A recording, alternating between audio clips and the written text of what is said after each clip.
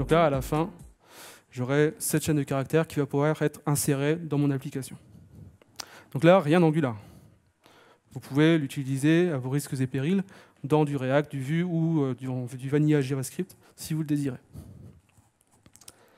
Le number format, c'est à peu près le même principe. On crée le formateur.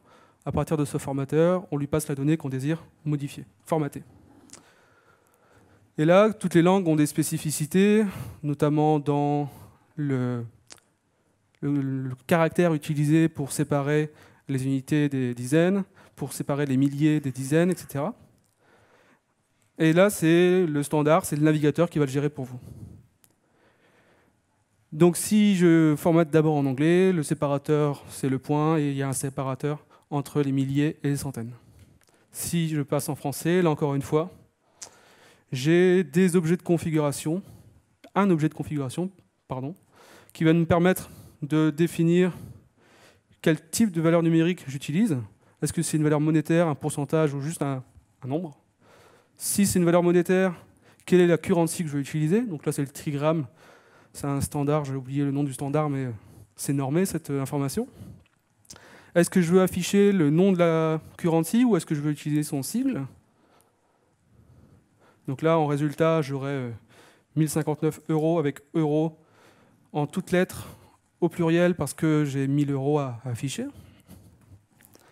Je peux indiquer est-ce que je veux un séparateur entre les milliers et les centaines et combien de digits je veux après la virgule, il fait l'arrondi automatiquement. Donc là, rien de sorcier non plus. Alors, je pense que vous avez, pour ceux qui font du Angular, je pense que vous avez deviné à quel endroit ça peut être utilisé dans le framework. Dans les pipes. Pour ceux qui ne connaissent pas, les pipes, c'est l'un des éléments d'Angular permettant de transformer une donnée avant son affichage. Donc on a par exemple 4 pipes, number, percent, currency, date. On a en entrée une donnée qui est non formatée, on lui applique un pipe, c'est comme le pipe sur Unix. On lui passe une fonction de transformation et c'est le résultat de cette fonction de transformation qui sera affiché à l'utilisateur. Donc en fait, là, juste le fait de définir des pipes avec ces décorateurs qu'on verra après, et il y a certains objets de configuration, ben, on comprend vite comment Angular a implémenté ces pipes avec l'API que je vous ai montré tout à l'heure. On découvre ici le pipe percent. À mon avis, si on creuse, si on ouvre le code TypeScript d'Angular, ben, il a créé un formateur avec le style percent, par exemple. Voici un exemple d'utilisation d'un pipe en Angular. J'ai mon prix, la donnée que j'ai récupérée depuis mon serveur. Je lui applique le pipe currency et je lui passe en paramètre le trigramme de la monnaie que je vais utiliser, donc euro. La valeur booléenne, là, c'est le problème des pipes en Angular quand on l'utilise dans le template. C'est que quand on relit ces slides, on ne sait plus à quoi correspond le deuxième et troisième paramètre. True, ça doit être est-ce que je veux afficher le symbole ou la valeur textuelle. C'était la fameuse propriété que je vous ai présentée tout à l'heure. Et la magnifique syntaxe 422, je crois que c'est le nombre de digits min et max après la virgule. Ça, c'est les 2-2. Et le 4, j'ai oublié. Mais là, si vous deviez implémenter un pipe qui réalise ça, ben, vous récupérez les 3 paramètres et ensuite vous appelez l'API d'internationalisation avec les bons paramètres. Mais, tout à l'heure, je vous ai dit, vous pouvez l'utiliser à vos risques et périls. Angular utilisait ça dans les premières versions du framework.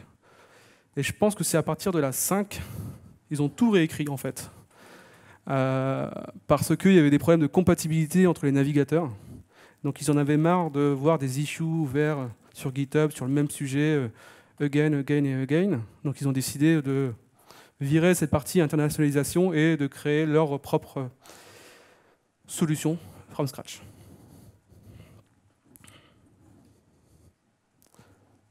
Donc on a commencé par une fonctionnalité simple. On va voir maintenant les décorateurs. Donc pour les javaïstes, c'est les annotations. C'est la possibilité de mettre sur des méthodes, des propriétés, des classes ou des variables, des annotations, des arrobas quelque chose, pour pouvoir rajouter des métadonnées à nos éléments. Donc là, les décorateurs, ça a été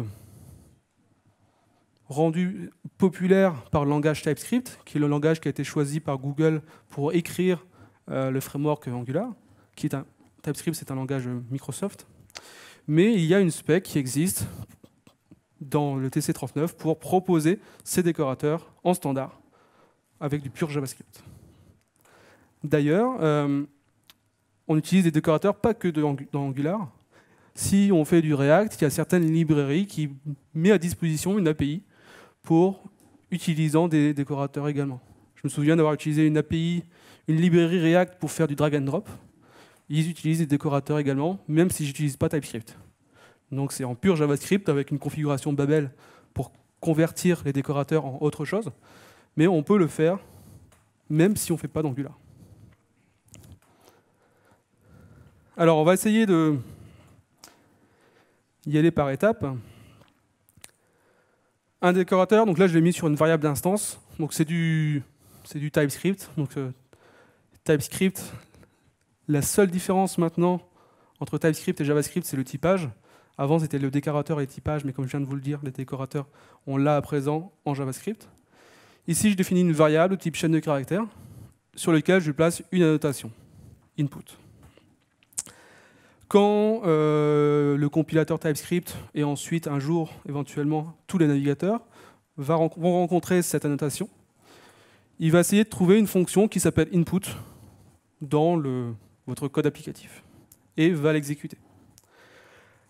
En fonction de où je mets cette annotation, la signature de cette fonction sera différente. Si je la mets sur une variable d'instance, sur une méthode ou sur une classe, je n'aurai pas les mêmes informations en entrée et les modifications que je vais faire dans cette méthode seront différentes également. Mais je vais vous montrer deux petits exemples à ce sujet. Un décorateur peut être paramétrable. Je peux le passer, par exemple ici, je lui passe un paramètre input name, une chaîne de caractères, et assez facilement, on va pouvoir récupérer cette information dans la signature de ma fonction. Donc là, la petite subtilité, c'est si je veux rendre un décorateur configurable, dans l'implémentation de ma fonction input, je vais retourner la fonction qui sera en charge de faire la transformation de mon code. En Angular, on utilise souvent les décorateurs, on les utilise tout le temps.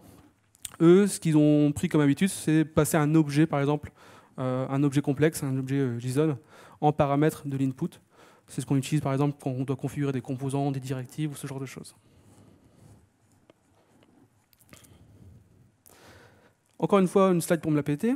Ça, je l'ai piqué aussi de la doc de TypeScript, je pense. Ça, c'est juste des signatures des différents types de décorateurs qu'on peut utiliser en TypeScript. Donc en fonction de où je le mets, si c'est sur une classe, une variable d'instance, une méthode ou un paramètre de méthode, on voit que la signature de ces fonctions est différente. Donc ne vous inquiétez pas, on ne va pas aborder chaque signature une par une. Ça serait chiant. Je vais plutôt avoir deux petits exemples. Comme tout bon exemple de ma part ne sert à rien, mais c'est juste pour vous expliquer le mécanisme. Donc là, j'ai une méthode sayHello qui fait quelque chose, on s'en moque, et je veux faire un traitement à chaque fois que cette méthode sayHello est exécutée. Donc là, le use case un peu bidon, c'est je veux loguer dans mon console.log, je pourrais faire n'importe quoi. Je veux loguer que cette méthode a été appelée avec éventuellement le paramètre, la valeur, etc. Donc je définis une annotation @log pour pouvoir implémenter la fonction, le code que je veux exécuter. Je vais créer une fonction log du même nom. Et ici, en paramètre, on a trois choses. Target, c'est la fonction constructeur de mon objet, dans lequel j'ai la méthode sayHello que je désire décorer. La key, c'est le nom de la méthode. Ici, ce sera une chaîne de caractères say hello. Et le descriptor, c'est un objet JavaScript qu'on utilise pour définir les getters et les setters d'une variable et pour définir également est-ce que cette variable est en read-only ou pas. Donc c'est un objet complexe JavaScript, de l'API JavaScript qu'on utilise tous les jours sans le savoir dans les navigateurs. Donc ma fonction prend ça en paramètre et ce que je dois retourner, c'est une nouvelle implémentation du descriptor. Pardon. Ce que je vais faire, c'est que je vais sauvegarder la valeur de ma fonction CLO, grosso modo son implémentation, dans une variable pour pouvoir l'exécuter plus tard. Et je vais modifier la value avec une nouvelle implémentation. Je pourrais tout casser, je pourrais faire n'importe quoi, je pourrais transformer l'entièreté de l'implémentation de mon code, si je veux. Moi, ce que je veux faire, c'est juste faire un log de quelque chose et ensuite appeler la méthode originale. Donc là, ce que je fais, c'est que je fais mon console.log n'importe quoi. Je pourrais récupérer les paramètres, les valeurs des paramètres, etc.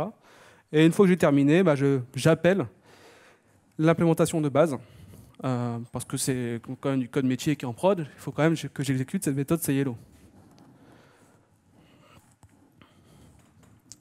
Et en moins de 10 lignes de code, j'ai fait un décorateur, je le conçois, qui ne sert à rien.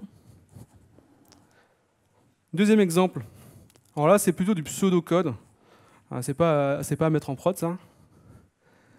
J'ai imaginé faire un système d'injection de dépendance, un peu comme ce qu'on a en Angular. En Angular, on a... D'ailleurs, c'est un tout... Non, je pensais qu'il y avait une coquille, mais ça va encore. En Angular, on a un système d'injection de dépendance qui nous permet d'avoir des singletons, des services singletons dans l'ensemble de l'application pour pouvoir partager des données, etc. L'injection de dépendance se configure dans le module d'Angular, ça on ne l'abordera pas, mais il y a une configuration nécessaire au préalable. Et ensuite, pour pouvoir injecter ces singletons, je les mets dans le constructeur de mon objet. Donc là, par exemple, j'ai un service, conférence service. Dans son constructeur, je veux injecter un deuxième service qui s'appelle service. Ce que je vais vous montrer, c'est ma version du décorateur @injectable qui sera en charge d'aller piocher dans la configuration de l'injection de dépendance le singleton qui correspond au service que je veux injecter et ensuite va exécuter le constructeur avec le bon paramètre en entrée. Si le singleton n'existe pas, bien évidemment, il va l'initialiser, l'instancier, et le mettre en cache ensuite.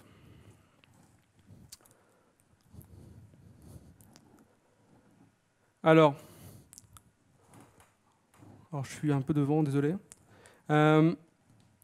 Voici une version assez basique de ce décorateur. Celui d'Angular est bien plus performant que le mien. Donc là, on voit que quand je place l'annotation sur une classe, la signature est encore différente. Ici, je ne récupère que le constructeur de mon objet. Donc là, j'ai grosso modo le constructeur de mon service qui s'appelait conférence service. Comme tout à l'heure, je sauvegarde le constructeur d'origine pour pouvoir l'exécuter plus tard. Et je vais modifier ce constructeur avec ma propre implémentation. Dans mon implémentation, qu'est-ce qu'on va faire? C'est que tous les arguments que j'ai dans la méthode d'origine, je vais itérer dessus pour pouvoir appeler un objet du framework Angular qui sera en charge de me fournir l'instance ou de me créer l'instance de mon service. Donc là, c'est du pseudocode. Imaginons que j'ai un objet injector quelque part. Quand j'appelle la méthode get, je lui passe en paramètre l'identifiant de mon service. Il me retourne le singleton. Et à partir de ce tableau de singleton, je le passe en paramètre de la fonction constructeur d'origine.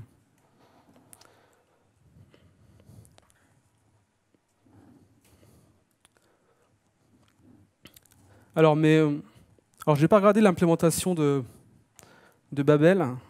J'ai regardé celui dans le TypeScript. D'ailleurs, moi, quand j'ai commencé à regarder TypeScript il y a 2 ans maintenant, 3 ans, le temps passe vite. Sur le site, il y a le TypeScript Playground où vous tapez votre TypeScript à gauche, vous avez la version compilée ou transpilée à droite, et on apprend énormément de choses sur qu'est-ce qui est fait quand j'écris tel code-là, comment c'est généré, qu'est-ce que ça produit, etc. Donc j'ai beaucoup appris en utilisant le Playground. Si vous voulez jouer avec, n'hésitez pas. Alors, on est d'accord que les décorateurs ne sont pas encore un standard, ils ne sont pas encore implémentés dans les navigateurs. Donc je ne peux pas mettre quelque chose en prod avec ces arrobas quelque chose, sinon mon navigateur préféré va m'envoyer une parse erreur, comme quoi il n'a pas réussi à lire mon fichier JavaScript. Donc dans votre workflow de développement, on aime ou on n'aime pas, mais maintenant on a des phases de compilation pour transformer mon code avec les dernières technos, ECMAScript 2015, 16, 17, 18, TypeScript ou n'importe quoi, le prendre et le convertir en code JavaScript compréhensible par l'ensemble des navigateurs.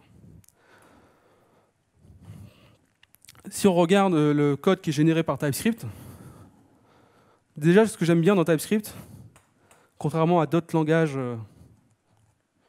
les autres surcouches de JavaScript comme Dart ou CoffeeScript ou Flow, surtout Dart, ça fait longtemps que je n'ai pas regardé Dart, ça a peut-être changé, c'est que le code JavaScript généré, il est quand même lisible. C'est du code qu'on pourrait écrire. Et donc là, en fait, dès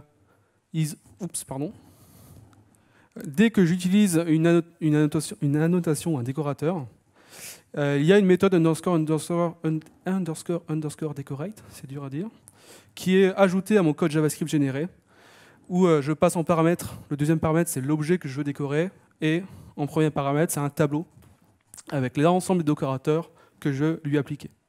Je peux avoir plusieurs décorateurs pour la même classe, la même propriété ou la même méthode. Alors, où est-ce qu'on l'utilise dans Angular? Pour ceux qui ont manipulé ou qui ont vu au moins une fois une conférence sur le sujet, on les voit un peu partout. Quand on définit des éléments Angular, des composants, des directives, des services, des modules, on utilise un décorateur. Quand on fait l'injection de dépendance, comme on l'a vu tout à l'heure, avec le @injectable, on utilise des décorateurs.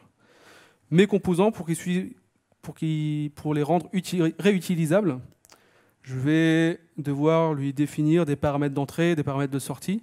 Ces paramètres d'entrée, on les définit également par un décorateur qui s'appelle @input ou @output dans le sens inverse, mais on utilise un décorateur pour ça. Accéder aux éléments HTML depuis mon code TypeScript, là encore une fois, on a des décorateurs comme ContentChild ou ViewChild qui va nous permettre de sélectionner une partie de mon code HTML pour pouvoir faire un traitement. Et enfin, le dernier, interagir avec l'élément host, c'est-à-dire je fais une directive et cette directive, je l'applique sur un élément HTML. Et dans mon implémentation, je veux faire un traitement dès que je clique, par exemple, sur l'élément sur lequel j'ai placé la directive. Pour faire ce lien, je vais vous montrer un exemple juste après, on utilise également une directive. Alors là, c'est un exemple où j'ai tout mis.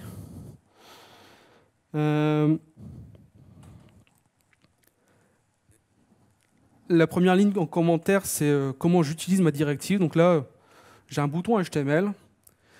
Je veux, sur ce bouton, créer une directive qui va me permettre de faire un traitement dès que je clique dessus. Donc il y avait plusieurs façons de le faire, mais là c'est juste pour le cas d'usage. Donc une directive, pour ceux qui ne connaissent pas, c'est le moyen d'ajouter du fonctionnel à un composant Angular ou un élément HTML existant. Donc j'ai mon élément HTML et je lui rajouter, par exemple un mixin, je vais lui rajouter du fonctionnel à cet élément. Donc là, comment j'implémente grosso modo cette directive? Je crée une classe que je vais annoter à directive, donc premier décorateur.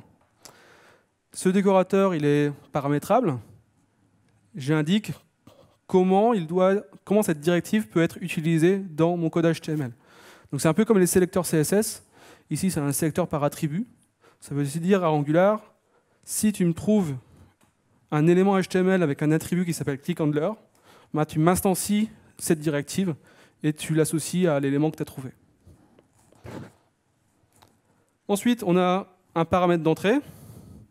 Bon, là, je ne le valorise pas dans mon exemple, mais je pourrais le valoriser. Si je veux avoir un paramètre qui me permet de définir quel type de traitement je veux faire quand je clique sur le bouton, je peux le définir. Donc là, mon paramètre, c'est une chaîne de caractères. Et pour indiquer à Angular que la valeur que je vais récupérer vient de l'extérieur, il suffit de mettre la notation @input. On a également une notation @inject pour l'injection de dépendance.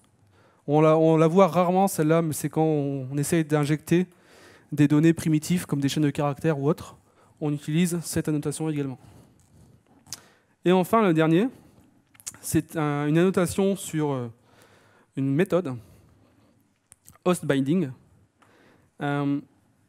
qui va nous permettre d'écouter, ici le clic, de l'élément sur lequel j'ai placé ma directive. Donc quand je vais cliquer sur mon bouton, le code qui sera à la place des 3 petits points dans la méthode click sera exécuté automatiquement. Donc là, vous avez les quatre types de décorateurs, donc sur la classe, sur une variable d'instance, sur une méthode et sur un paramètre de méthode.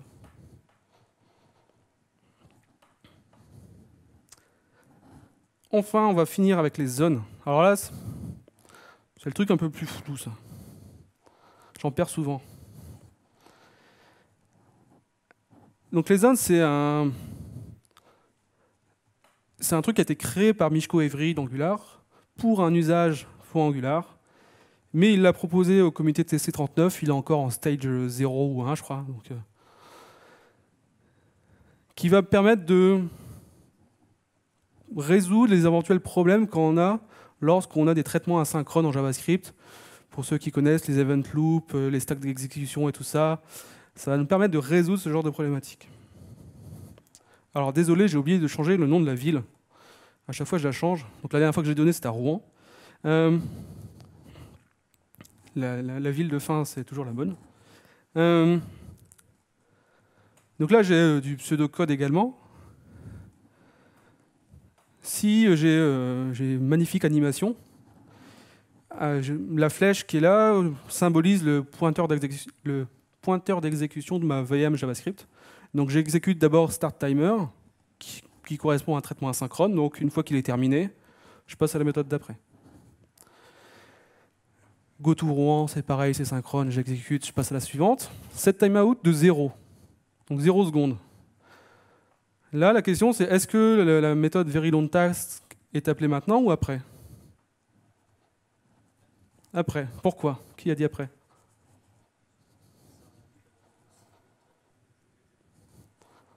C'est ça. En fait, pour faire simple, dans la VM JavaScript, il y a 2 stacks d'exécution. Il y en a même une troisième et on va se limiter à 2 pour le moment. La stack principale, celle qui exécute mon start timer, GoToRouen, et ensuite la stack secondaire qui est là pour les traitements asynchrones. Dès que le pointeur, la VM JavaScript détecte un traitement asynchrone, même ici un timeout de 0, c'est pour lui un traitement asynchrone, il va mettre la méthode veryLongTask dans la seconde stack d'exécution. Mais il ne va pas l'exécuter tout de suite. Il va l'exécuter une fois que la stack principale est terminée. Donc là, au moment du set timeout, il va mettre le veryLongTask dans la seconde stack. Il continue son chemin. Il y a un deuxième appel à veryLongTask. Encore de la même façon, il la met dans la stack des traitements asynchrones. Go back to lil, end timer. Et ensuite, comme la stack principale est vide, j'ai plus rien à exécuter là. Il va commencer à dépiler la seconde stack. Donc veryLongTask, dans l'ordre bien évidemment d'ajout dans la stack secondaire. veryLongTask, le premier appel, et ensuite le deuxième. Ça, c'est un piège. Si vous voulez des questions pièges en interview dans votre société, moi je les pose tout le temps celle-là. Et je n'avais jamais eu de bonne réponse. Alors, ça peut poser des problématiques, notamment si on veut avoir des rapports d'erreur dans ma console assez complets. Si j'ai le lien entre mon code asynchrone et le code qui s'exécutait juste avant n'est plus en phase, dans l'erreur que je vais récupérer dans ma console Chrome, j'aurai très peu d'informations pour savoir quel était le cheminement complet de l'utilisateur pour aboutir à cette erreur. Donc on verra, je parle beaucoup, il reste que 8 minutes, on verra si la démo pour vous expliquer ça. Donc les zones, qu'est-ce que ça fait? Ça va nous permettre d'ajouter des hooks à cet event loop. Donc le fait d'ajouter un traitement asynchrone à la stack secondaire, le fait de la dépiler et de l'exécuter, le fait d'avoir une erreur. Donc il y a une API disponible qu'on peut implémenter pour faire le traitement qu'on désire réaliser. Alors, le code sera celui-ci. Pour faire simple, on peut avoir des zones imbriquées, mais on va les limiter à un seul niveau. Dans la méthode run, la fonction que j'exécute, c'est grosso modo mon code métier. C'est mon application. Donc il faut imaginer que dans Angular, tout le framework Angular, il est dans une zone déjà. Ensuite, j'ai mon spec config. C'est cet objet-là que je vais pouvoir implémenter, configurer, pour interagir avec ces différents traitements asynchrones en fonction de la fonctionnalité que je désire. Est-ce que je désire mettre en place les zones pour résoudre ce problème d'erreur JavaScript, ou est-ce que j'utilise les zones pour corriger le problème d'AngularJS avec le $scope.$digest ou comment il s'appelait déjà, $apply. On va voir qu'on pourra le faire avec les zones. Ça dépend de ce que vous voulez faire. Donc on a ici 4 hooks. OnScheduledTask, lorsque la VM JavaScript met une tâche dans la stack secondaire.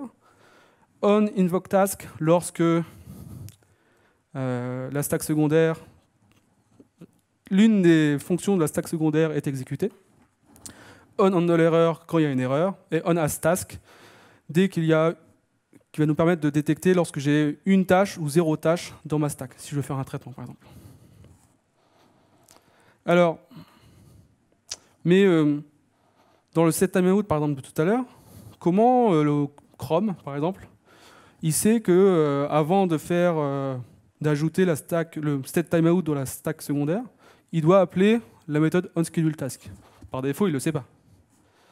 En fait, le truc moche, c'est que dans Zone.js, ils ont monkey patché la plupart des méthodes asynchrones du langage. Donc ici, je me suis limité qu'à setTimeout, mais vous comprenez le principe. Hein. En JavaScript, on peut surcharger assez facilement les API de base du langage. Imaginons que je veux surcharger setTimeout. J'ai juste à placer au bon endroit les différents hooks que j'aurais implémentés. Donc onScheduledTask avant d'appeler setTimeout, OnInvokeTask lorsque ma fonction est exécutée, et OnHandleError s'il y a une erreur dans mon code métier. Donc ils ont fait ça pour l'ensemble des traitements asynchrones, setTimeout, setInterval, les fetch, les XHR, les addEventListener, etc. Mais si un jour vous utilisez une API qui n'est pas supportée, vous allez vite vous poser la question, pourquoi ça ne marche pas, pourquoi mon application ne se met pas à jour? C'est parce que en fait, la zone n'a pas détecté la fin de votre traitement asynchrone spécifique parce que ça n'a pas été implémenté. Je me souviens, il y a 2 ans, il y avait un collègue de Zénith à Nantes qui a eu un problème. Il donnait une conf à Defless Nantes. Je l'ai aidé à débugger 1 heure avant son talk. Il voulait intégrer du Angular, de la blockchain et tout ça. Il me dit, mon application ne se met pas à jour. Et je dis, ça doit être un problème de zone parce que tu utilises un traitement asynchrone spécifique à ta librairie de blockchain qui n'est pas supporté de base par Zone.js. Donc, la solution, c'était de le créer à la main, cette information. Alors, voici le standard de Michko Evry sur le site du... non, c'est un GIST sur le compte de Michko. J'ai écrit un article sur GitHub, mais je crois qu'il est aussi sur le blog de Zenica. Il date un peu, je ne sais pas de quand il date, 2 ans déjà, sur le sujet. Et donc là, on va essayer de faire une live démo sans PC. Mais je vous enverrai le code pen après la conf. Là, c'est pour pouvoir gérer les erreurs. Donc là, j'ai un exemple très simple, j'ai deux boutons.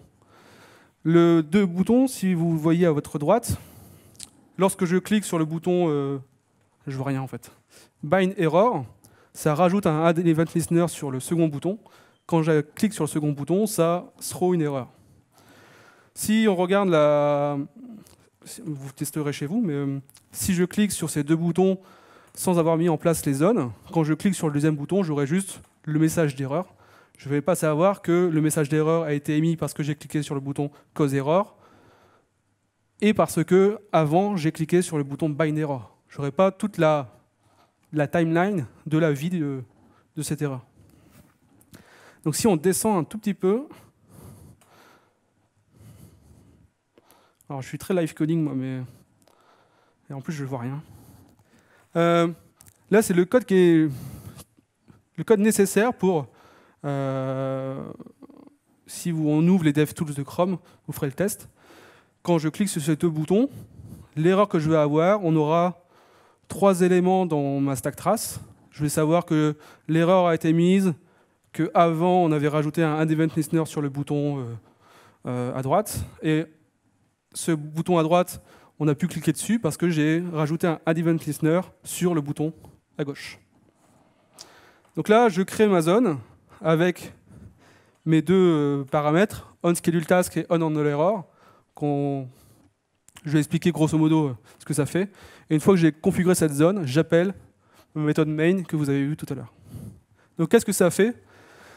C'est que dès que j'enregistre un traitement asynchrone, je vais enregistrer dans un tableau l'identifiant de la méthode qui a été exécutée. Cette information, je vais pouvoir la stocker dans une variable. Ici, elle s'appelle trace, je crois. Ouais, traces, que je vais pouvoir sauvegarder dans ma zone et pouvoir la partager dans l'ensemble des traitements asynchrones qui seront exécutés ensuite. Une fois que j'ai sauvegardé cette information, donc grosso modo, j'ai toute la vie des traitements asynchrones qui sont exécutés. Si j'ai une erreur un jour dans ces traitements asynchrones, il y aura la méthode onHandleError qui sera exécutée. Et là, qu'est-ce que je fais? Bon, là, j'ai fait un console.error, mais je pourrais faire un throw, je pourrais faire autre chose. Mais je récupère toutes les méthodes asynchrones qui ont été exécutées au préalable grâce au paramètre targetZone.traces. Et à partir de ce tableau, je rajoute la vraie erreur, l'erreur qui a été causée quand j'ai cliqué sur le bouton cause error.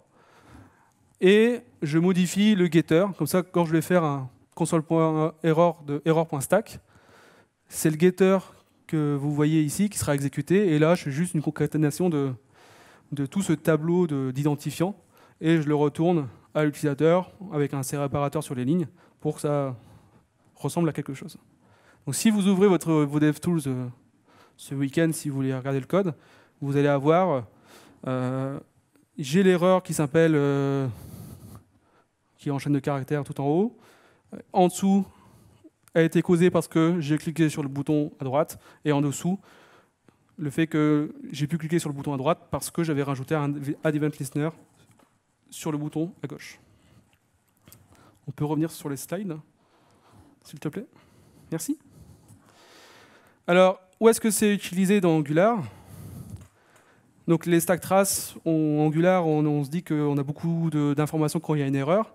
En effet, il y a un gros pavé tout rouge qui arrive. C'est géré par les zones. Le chain detection, lorsqu'on devait faire un scope.apply, scope.digest en AngularJS, là, tout est géré par les zones. Dès que vous faites une requête HTTP, automatiquement, il va mettre à jour votre vue parce qu'il a su que le traitement asynchrone était terminé et que c'est le moment de mettre à jour la vue. J'ai fini. Il y a certaines performances à prendre en compte, des tips. Si vous avez des animations complexes qui est composée de plusieurs traitements asynchrones, il est préférable de désactiver les zones avant et de les réactiver après, parce que si à chaque traitement asynchrone, il y a une mise à jour de la vue HTML, vous aurez des problèmes de perf. Tac. Voilà, j'ai fini.